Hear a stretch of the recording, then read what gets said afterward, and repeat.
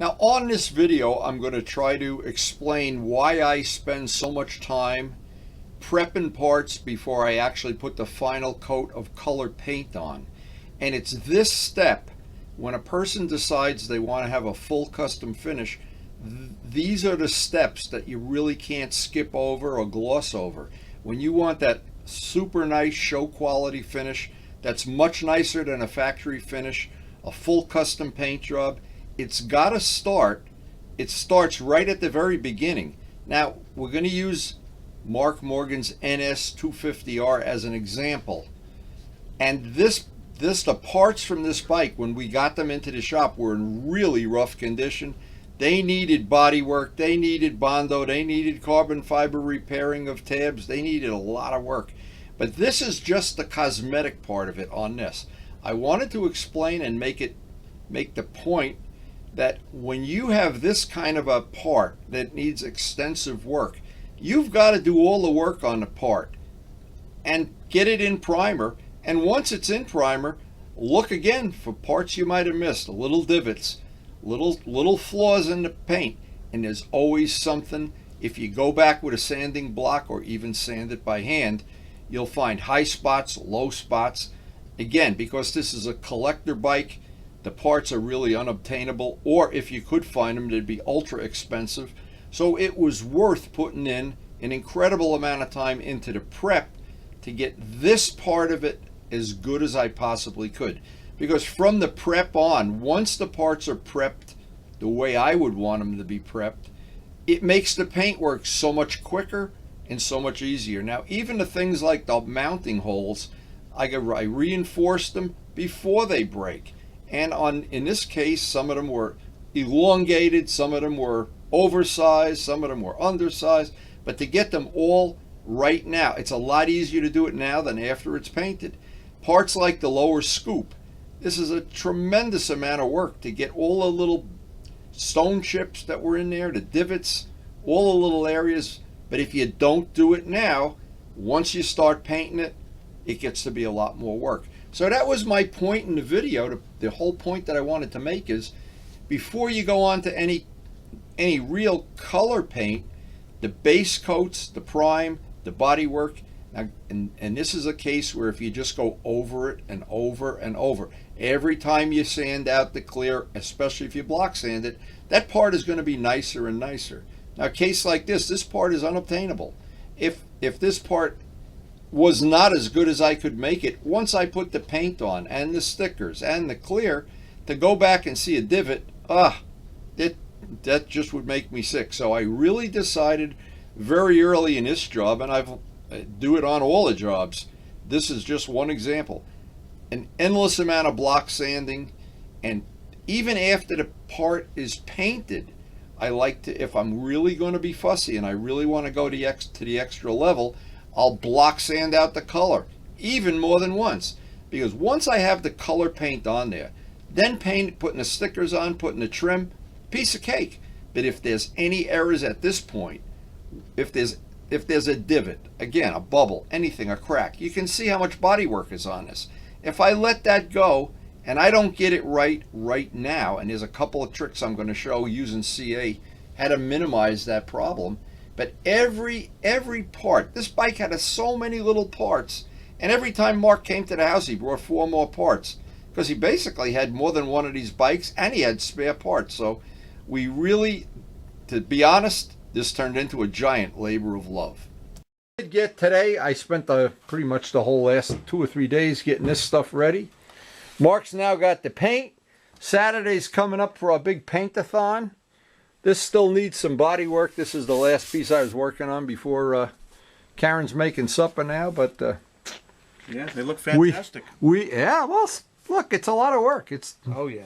This is not. And I brought the keys. And he's got the keys to the.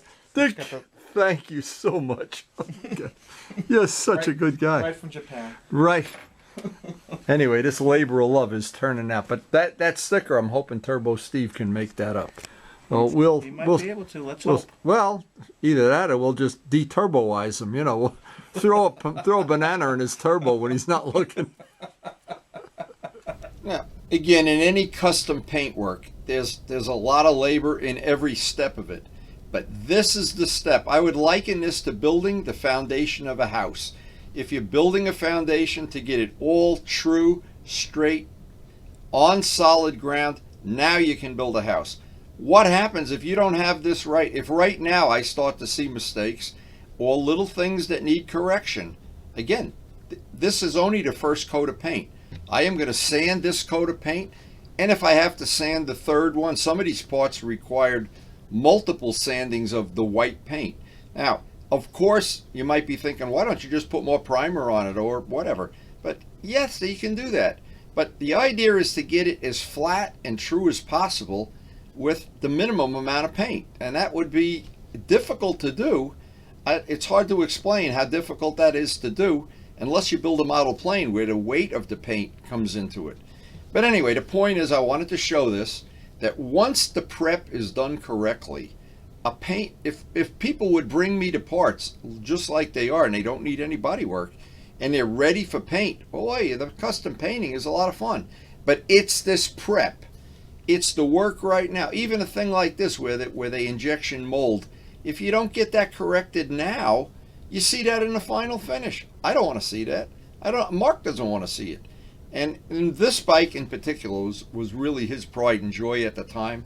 And because Luciano had the twin to this, I shouldn't say evil twin, that we wanted them both to be sparkling examples of Honda technology. Anyway, the tank on this bike, boy, I can remember how many hours of sanding I put into this tank. But I knew in the end it would be worth it. See, a lot of times when you're a young guy, you're just learning how to paint, you think, oh, this is too much work, this is not worth it. And you start making excuses to take short steps.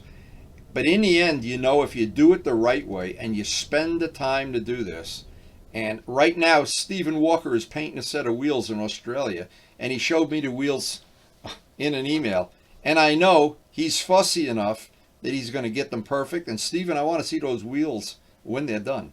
Perfect. R1 wheels, by the way. Anyway, back out to the garage. Yeah, this paint's all drying up now. It's freezing cold. It's the middle of the winter, so it's always best to let each coat of paint dry minimum 24 hours if it dries out in cold weather. But now the trick is, and now is when you decide if you want to have a show-stopping bike or just something that's okay.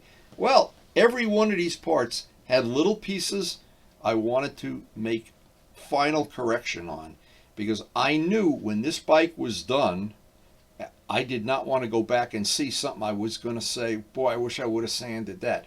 Even the lower scoop, which takes a terrible beating from stones, the side pieces, which are both it's an asymmetrical bike, the pipes come out on different heights. It's such a cool bike, and it's so rare and unusual that it's worth putting this time in. And if this was a bike you could just go down to Partzilla and order parts, well, I don't know that it would pay to spend this much time, unless you were doing it as a challenge. But I know for my own satisfaction, my own pride and satisfaction, this is the part, getting it right, and before the final paint goes on, getting it right at this point is a challenge. And I'll confess, a lot of projects I worked on my own bikes, I tried to take shortcuts, I tried to skip steps, I tried every way to make it that I could do it a lot quicker. It never paid. And in the end, the only part of this that pays is to get it right at this point. Now, some parts of this bike are white. So when I'm done with the white, that will be the white paint that you see. But there's no reason, if I see mistakes anywhere on it, I can't resand the white, especially if you block sand it. And at this point in time, block sanding down the white is really going to be, whether you do it with 400 or 600, it's going to make that next coat of paint just lay down that much nicer, that much smoother. And I did not try to take any shortcuts on this or any quick steps. But this has a lot of body work on it. Now, this part here with a big major curve, and you can see how much sanding went into this part. Every step of this, to seal that up where the Bondo is, there's a trick I use of using CA. This is a tool called a Permagrit tool. This is a great tool to have in your shop if you're doing Bondo work, body work, sand and fiberglass, and this is what you do, and it brings that curve right back. Very, very conveniently, very easy. It has a rough side, a smooth side. It's called a permagrit tool. And you can use your smaller block, finer grit paper to do the final sanding. But all of this, these little details, you wouldn't think that they're going to add up or that they're going to pay. But in the end, it's going to pay. And this is the CA thing. You got the bodywork just like this. This is the best trick of all. Right now, where it's Bondo, it's paint, it's primer, it's going to be a problem when you paint that over white or you reprime it and paint it white, because you start building up layer after layer of paint. A way to avoid that, this is thin or thick CA, it doesn't matter. Take a paper towel and wipe it real quick. Don't stop. Make that thing keep going, keep going, keep going. You're putting on a very, very ultra thin layer of CA and just let it kick normally. Now you can sand that with 400 or 600, and when you paint over it, you won't see the gap between the Bondo and the fiberglass or the primer. And that is a trick worth its weight in gold. That's a really good trick. Now, even now, I wet sanded this down, block sanded it, because again, I can't go buy this part for any amount of money. So to have one that's flawless is priceless. It's not something you can put a price tag on. And this bike and the one Luciano has, the twin, we've ridden them together, and it's great having two that nobody in the country can buy one, but there's two of them in the same parking lot. Kind of cool. And Mark had gotten both of them, and Luciano since has gotten extra engine parts for his and extra exhaust pipes and everything. So I knew that any time I spent here was going to be a really good investment, and getting that part perfect. Those parts are really unique. Getting them perfect, no matter how much time it took, in the end, and I'm a person that's very goal-oriented, I don't see the day that I'm sanding these. I close my eyes and I see the day that they're out at some bike meetup and they're shining in the sun and looking great. But anyway, the whole point of this video is, if you can get the point in your mind that this is the part of the job that it just takes a lot of time.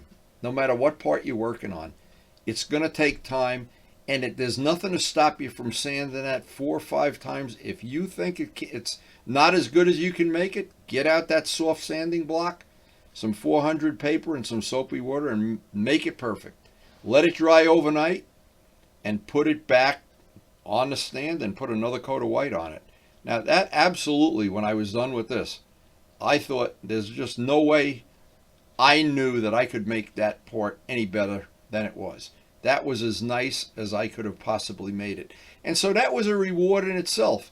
But the real reward is when Mark brought this bike out to the first meetup, and we had it out in I think by the market is when he brought it out, and everybody's oogling it, and because they know I painted it, they're looking for a mistake that they can point to and go, oh, look at that, oh, there's a dent or a divot there, and nobody found anything. So I was real happy with that. But this was a job I'm proud of. I know Mark is happy with it. I'm happy with it. I know Luciano's got his, and having these 2-strokes, that this is a very rare bike, a Honda 2-stroke. It's very cool to have one that's in perfect condition, better than the factory made it. Anyway, if you're new to the channel, my humble bike collection is one bike from every 10 years. I enjoy working on older motorcycles, restoring like the FCR or the old 750, but I've always done these labor of love things as if time didn't exist and as if energy didn't exist. And if you enjoy modern bikes, and I do, I have a brand new well, it was new, an MT-09. I love the idea. They're beautiful and they're new and everything's perfect, but restoring an old bike to where it's better than the factory made it, I think that is just something really special.